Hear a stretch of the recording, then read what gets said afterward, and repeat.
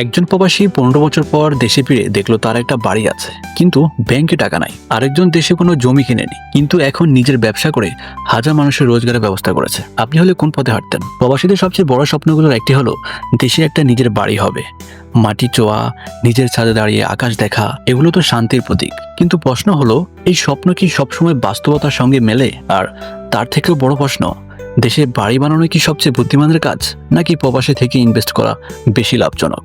চলুন আজ একটু বাস্তবতা নিয়ে কথা বলি। আমরা সবাই জানি বাড়ি মানে আবেগ, নিজের একটা ঘর হোক, এই চিন্তা আমাদের মনে ছোটবেলা থেকে গেঁথে যায়। আর প্রবাসে থাকলে এই চাহিদাটা আরো বেড়ে যায়। কিন্তু সমস্যা হয় তখন যখন আমরা পুরো আয়টাই এই একটা আবেগে ঢেলে দিই, অথচ ভবিষ্যতের আয় বা নিরাপত্তার কথা ভুলেই যাই। অনেকেই দেশে বাড়ি বানায়, কিন্তু কাজের অভাবে দেশে ফিরেও টিকে থাকতে পারে না। আবার বাড়ি রেখে প্রবাসে পড়ে যায় দুঃখ কষ্টে। বাড়ি বানানো মানেই বিনিয়োগ নয়।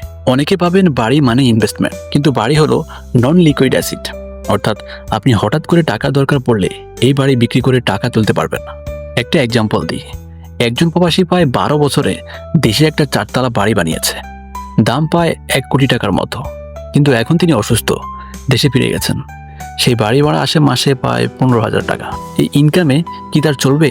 অন্যদিকে তিনি যদি সেই টাকায় প্রবাসে বা অনলাইনে কোনো ইনভেস্টমেন্ট করতেন, তাহলে হয়তো মাসে 50 থেকে 60,000 ইনকাম থাকতো। দেশে বাড়ি কাদের জন্য কার্যকর? এটা বলতে হবে, সব প্রবাসীর জন্য একটাই ফর্মুলা প্রযোজ্য নয়। যদি আপনি খুব শীঘ্রই দেশে ফিরে যাওয়ার পরিকল্পনা করেন, অথবা আপনার পরিবার স্থায়ীভাবে দেশেই থাকে, তাহলে বাড়ি বানানো অবশ্যই জরুরি। কিন্তু যদি আপনি 15-20 বছর প্রবাসী থাকার কথা ভাবছেন, বা দেশে গিয়ে শুধু বছরে একবার বেড়াতে যাবেন, তাহলে একটা ছোট জায়গা বা প্লট হলেই চলে। পুরো বাড়ি বানিয়ে ফেলে রাখলে সেটা রক্ষণাবেক্ষণ খরচ আরও ঝামেলা। প্রবাসী বিনিয়োগ। প্রবাসী থেকে আজকাল অনেক রকম ইনভেস্টমেন্টের সুযোগ রয়েছে, যেমন অনলাইন ব্যবসা, share market, multipurpose savings plan, trading যদি দক্ষতা থাকে, লোকাল বিজনেসের পার্টনারশিপ, অনলাইন মার্কেটিং, ইউটিউব বা কন্টেন্ট ক্রিয়েশন। এই ইনভেস্টমেন্টগুলো বাড়ির মতোই আপনাকে সম্পদ গড়তে সাহায্য করে, বরং অনেক বেশি ফ্লেক্সিবল।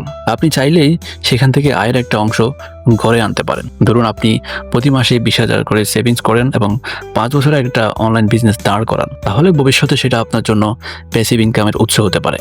দেশের রিটার্ন প্ল্যান আছে কি?